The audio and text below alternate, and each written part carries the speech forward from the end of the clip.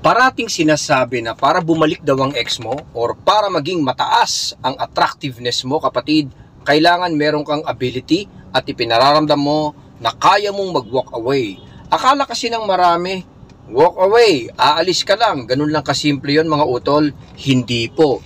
Walking away mga kapatid ay napaka-powerful dahil ito po ay direct signal sa taong minamahal natin or ex natin na meron tayong kapasidad para sumaya kahit wala siya. Also, it signals na ikaw nga po ay confident. Pinararamdam din po ng pag-walk away mga utol na ikaw ay merong other things na ginagawa. Hindi lang yung nakafocus ka sa kanya mga utol. Alam natin na ito po ay attraction din. Also, lalong-lalo na kung ikaw ay nasa breakup situation. Ang pag-walk away mga utol ay parang biglang iniwan mo siya sa ere. Alam natin na ito po ay masakit sa tenga pag sinabi mong iniwan sa ere. Pero alam nyo po ba na ang ibig sabihin nito mga utol ay na-outgrow